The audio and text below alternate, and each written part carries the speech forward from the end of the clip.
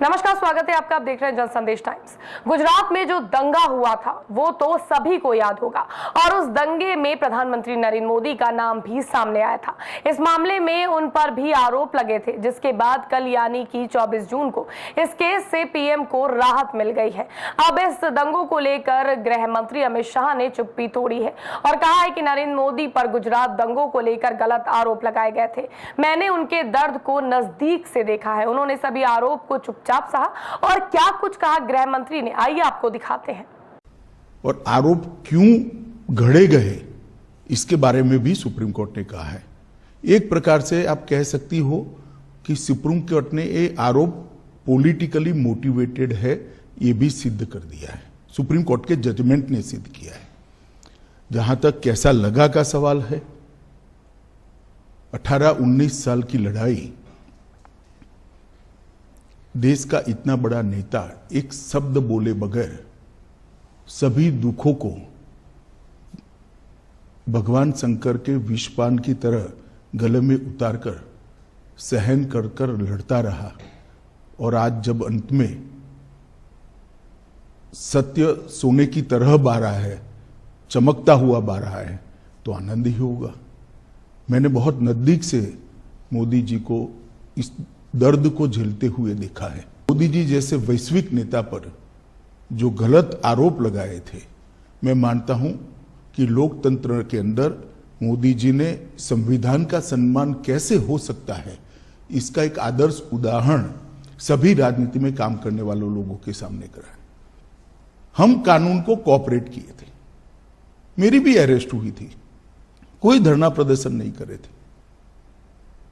और जब सत्य इतनी लंबी लड़ाई के बाद बाहर आता है विजयी होकर, तो सोने से भी ज्यादा उसकी चमक होती है। और मुझे बहुत अच्छा लग रहा है कि आज जिन लोगों ने भी मोदी जी पर आरोप लगाए थे, अगर उनकी अंतरात्मा है तो उन्होंने मोदी जी की और भारतीय जनता पार्टी की क्षमा मांगनी चाहिए। आरोप क्या था? दंगे मोटिवेटेड थे। दंगों में राज्य सरकार का हाथ था, दंगों में मुख्यमंत्री का हाथ था, यहां तक भी कह गए। आरोप यह था। दंगे से कौन इनकार कर रहा है? देश में दंगे कई जगह पे हुए हैं। कुछ आइडियोलॉजी के लिए राजनीति में आए हुए पत्रकार और कुछ एनजीओ ने मिलकर, एक त्रिकूट ने मिलकर ये आरोपों को इतना प्रचारित किया और इसका इकोसिस्टम भी इतना मजबूत था कि धीरे धीरे झूठ को ही सब सत्य मानने लगे। सरकार का कभी भी मीडिया के काम में इंटरफेरेंस का दखल ही, मतलब हमारा एटीट्यूड ही नहीं है। ना उस वक्त करा था, ना आज कर रहे हैं। आज मैं आपको सत्य बताता हूं, एसआईटी का ऑर्डर कोर्ट का नहीं था। एक एनजीओ ने एसआईटी की मांग करी, कोर्ट ने फॉर सेक ऑफ आस्किंग हमारे लॉयर को पूछा। हमारे लॉयर ने कहा मुझे इंस्ट्रक्शन लेने पड़ेंगे। लंच आवर के बाद फिर से कोर्ट बैठी। हमारी सरकार ने कह दिया कि हमें कुछ छुपाना ही नहीं, तो एसआईटी बने, हमें क्या आपत्ति है। It was consented decision. Gujarat सरकार की रिकॉर्ड पर कंसेंट है। कोर्ट ने अपने जजमेंट में भी लिखा है कि एनजीओ की मांग थी, गुजरात सरकार ने कंसेंट दी है। हम बहस कर सकते थे, मगर क्यों करें? क्योंकि हमें कुछ छिपाना ही नहीं था। आज जब जजमेंट आया है तब तय हो गया है कि जजमेंट में लिखा हुआ नाम मैं बोलता हूं, एक पुलिस अफसर का नाम दिया है, एक एनजीओ का नाम दिया है और कुछ पॉलिटिकल एलिमेंट्स का नाम दिया है। ये तीनों ने मिलकर जजमेंट के अंदर ये स्पष्ट कर दिया है कि सनसनी खड़ी करने के लिए झूठ बातों को फैलाया गया, झूठ बातों को आगे बढ़ाया गया और झूठे सबूत घड़े गए।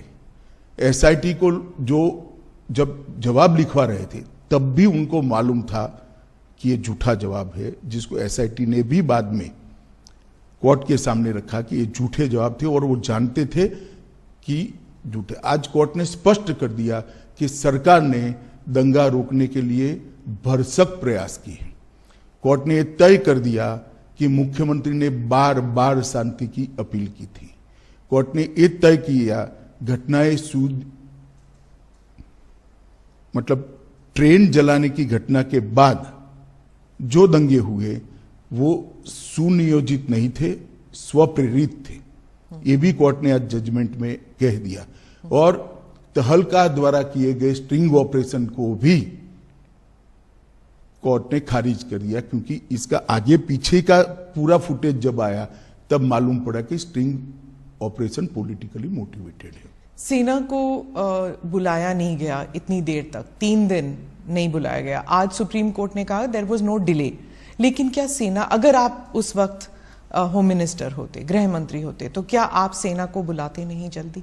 नहीं, जहां तक गुजरात सरकार का सवाल है, हमने कोई लेट लतीफी नहीं करी थी। जिस दिन गुजरात बंद का ऐलान हुआ उसी दोपहर को हमने सेना को बुला लिया था। सेना को पहुंचने में थोड़ा समय लगता है। आप हमारा हिसाब मांगती है, मांगना भी चाहिए, मुझे जवाब भी देना चाहिए, परंतु मैं क्लियर कर दूं, जहां तक गुजरात सरकार का सवाल है, 1 दिन की भी देरी नहीं की है। रिकॉर्ड बहुत स्पष्ट है, कोर्ट ने भी इसको अप्रिशिएट किया है। परंतु दिल्ली में सेना का मुख्यालय है, दिल्ली में इतनी सेना है, जब इतने सारे सिख भाइयों बहनों को मार दिया, 3 दिन तक कुछ नहीं हुआ। कितनी एसआईटी बनी? हमारी सरकार आने के बाद एसआईटी बनी। कितनी अरेस्ट हुई?